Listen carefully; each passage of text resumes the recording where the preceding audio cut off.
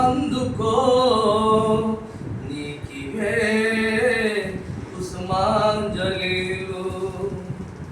అన్యాయాన్ని ప్రశ్నించే గొంతు కావాలి అన్నావు, ఆ గొంతు నీవై ఉండాలి అన్నావు. అన్యాయాన్ని ప్రశ్నించే గొంతు కావాలి అన్నావు, ఆ గొంతు నీవై ఉండాలి అన్నావు.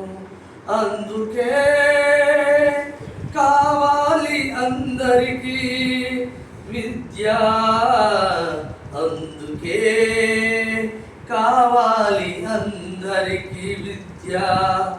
ఆ విద్య నీకు గొప్ప సంపద, గొప్ప సంపద. అంబేద్కరా అందుకో నీకివే కుసుమాంజలిలు, కుసుమాంజలిలు. హిందూ బిల్లు తీసుకుని వచ్చావు, ఆ బిల్లుతో స్త్రీలకు హాస్యపు స్వేచ్ఛ ఇచ్చావు. హిందూ బిల్లు తీసుకుని వచ్చావు, ఆ బిల్లుతో స్త్రీలకు హాస్యపు స్వేచ్ఛ తీసుకొచ్చావు. స్వేచ్ఛ అంటే,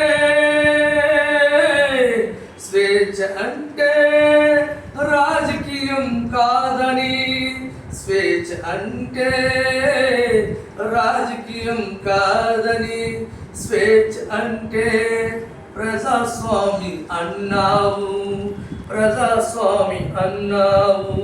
అంబేద్కరా అందుకో నీకివే కుసుమాంజలిలు, కుసుమాంజలిలు.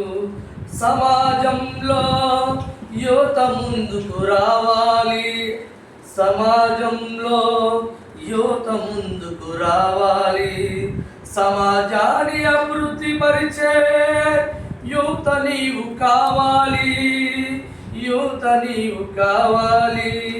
విద్య సమీకరించు, పోరాడు, ఇవే నీకు మేమిచ్చే కుసుమాంజలిలు. విద్య సమీకరించు, పోరాడు, ఇవే మేము మీకిచ్చే కుసుమాంజలిలు. అంబేద్కరా అందుకో నీకివే కుసుమాంజలిలు, కుసుమాంజలిలు. కుసుమాంజలిలు అంటే భక్తితో లేదా గౌరవంతో మరి మనమందరం చేతులెత్తి పూలతో వారికి వందనాలు అర్పించడం.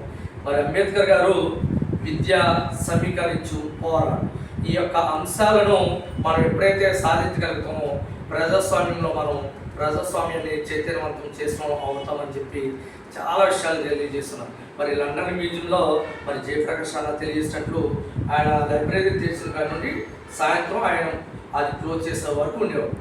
64 సబ్జెక్టులు ఆయన చదివింది అంబేద్కర్. 11 భాషలు ఆయనకి వచ్చు, 11 భాషలు. మరి అలాంటి మహోన వ్యక్తి రాజ్యాంగాన్ని ఈనాడు మరి రాజ్యాంగాన్ని అందరూ చదవాలి, అందరూ తెలుసుకోవాలని చైతన్యం రావడం అది చాలా మంచి విషయం. కానీ ఇది ఇంకా ముందుకు సాగాలి.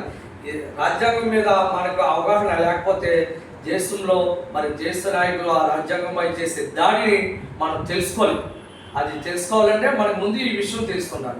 కాబట్టి రాబోయే రోజుల్లో ఈ రాజ్యాంగంపై అవగాహన పెంచడానికి మనము మన యూనియన్ తరఫున కూడా ప్రత్యేకంగా ప్రయత్నం చేద్దాం. ఈ అవకాశం ఇచ్చిన జిల్లా నాయకత్వానికి మీ అందరూ కూడా ప్రత్యేక ధన్యవాదాలు. ఈ పాట నేను కొత్తగా పొద్దున ఎప్పుడే రాస్తున్నాను, తయారు చేసుకున్న పాటను